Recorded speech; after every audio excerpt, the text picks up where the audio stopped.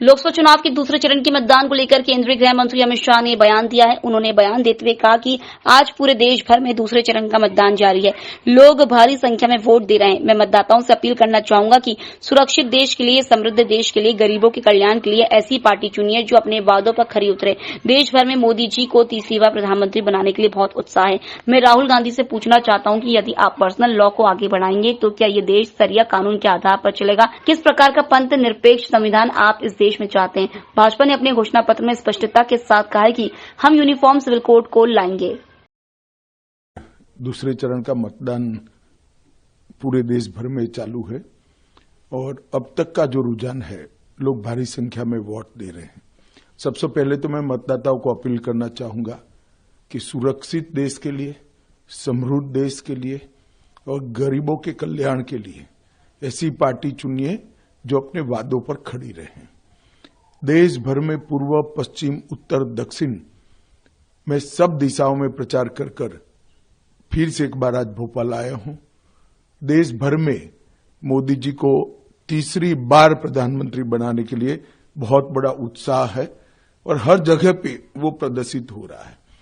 कांग्रेस के घोषणा पत्र आने के बाद भारतीय जनता पार्टी के प्रति लोगों का रुझान और बढ़ा है, क्योंकि कांग्रेस ने अपने घोषणा पत्र में अपीसमेंट की उनकी पुरानी आदत को फिर से एक बार रिपीट किया है।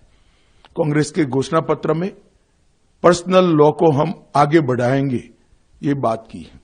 मैं राहुल गांधी जी को पूछना चाहता हूं, पर्सनल लॉ को आप आगे बढ़ाएंगे तो क्या ये देश अब शरिया के आधार पर चलेगा? किस प्रकार का पंथ निरपेक्ष संविधान आप इस देश में चाहते हैं? हमारा संविधान पंथ निरपेक्ष है। देश के कानून धर्म के आधार पर नहीं बन सकते। भारतीय जनता पार्टी ने अपने घोषणा पत्र में स्पष्टता के साथ कहा है, हम यूनिफॉर्म सिविल कोड को लाएंगे। सभी पंथ मजहब के लोगों के लिए एक ही कानून होगा।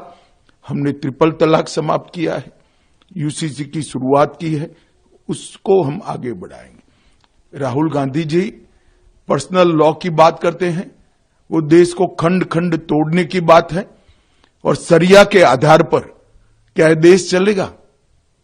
किसी एक धर्म के कानून के आधार पर ये देश नहीं चल सकता। ये देश में पर्सनल लॉ नहीं चल सकते। ये भारतीय जनता पार्टी का फर्म बिलीफ है। मोदी जी ने जो गरीब कल्याण के काम किए हैं, उसके कारण गरीबों में मतदान का बहुत उत्साह है। दलित, आदिवासी, पिछड़ा समाज और गांव के गरीब, सभी वर्ग के गरीब बहुत उत्साह के साथ मोदी जी के लिए वोटिंग कर रहे हैं और मुझे पूरा भरोसा है कि हम तीसरी बार देश के प्रधानमंत्री के रूप में 1 तारीख के बाद नरेंद्र मोदी को देखेंगे। ये सब भारतीय जनता पार्टी के कार्यकर्ता और करोड़ों देशवासियों की भावना है।